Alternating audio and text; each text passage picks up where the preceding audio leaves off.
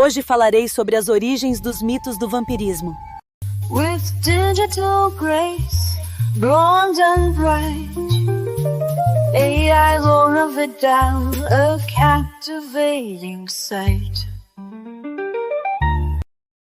Da sua origem como uma criatura grotesca e pestilenta do folclore europeu, à sua personificação moderna como um ser aristocrático e sedutor, o vampiro tem funcionado como um espelho das ansiedades, medos e desejos de cada época. As lendas eslavas apresentam uma das manifestações mais antigas do mito, o Upir. Costumam ter uma aparência mais próxima da humana, mas com pele pálida, unhas longas e presas afiadas. Podem ser destruídos com a exposição à luz do sol ou com uma estaca no coração. Wurdulak, ou Vurdulak, é outro vampiro associado ao folclore eslavo. Ele ataca e se alimenta de seus entes queridos e familiares, fazendo com que eles também se tornem vampiros após a morte. A sua natureza de caçar a própria família o distingue de outros tipos de vampiros. O Vurdulak foi imortalizado no cinema através do segmento Os Vurdulak do filme de terror antológico As Três Faces do Medo, de 1963, dirigido por Mario Bava e estrelado por Boris Karloff.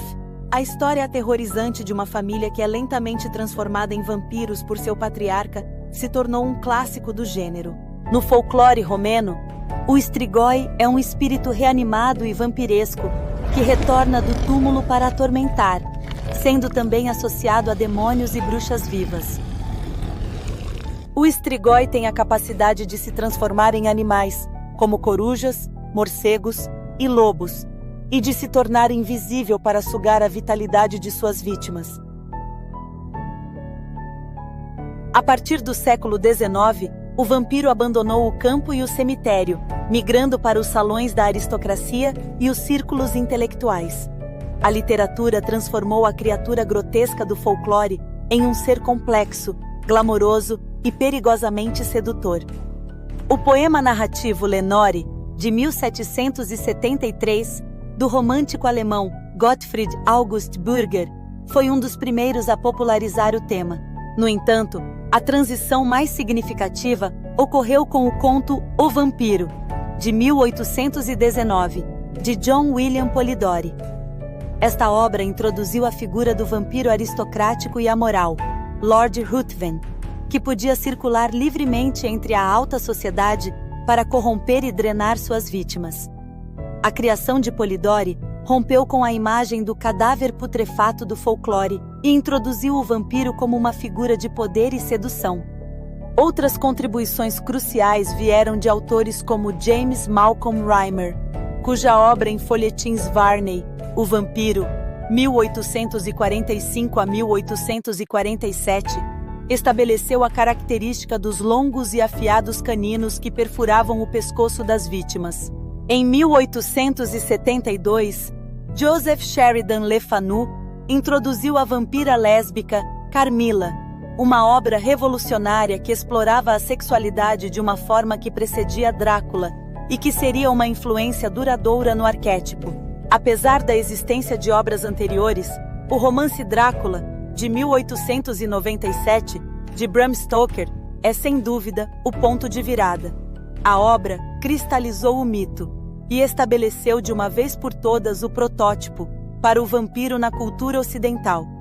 Stoker, um autor irlandês com experiência no meio teatral, inspirou-se em pesquisas sobre a Transilvânia e em eventos da época, como os assassinatos de Jack, o Estripador.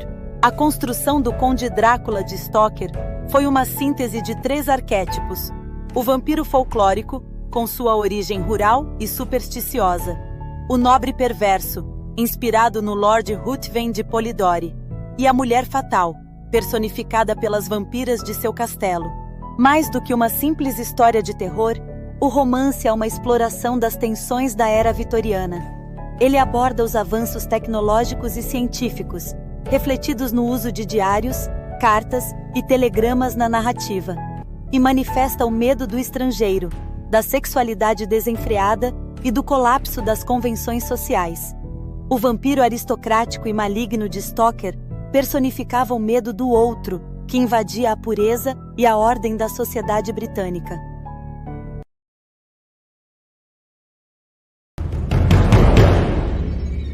Curte o vídeo, se inscreva e até a próxima!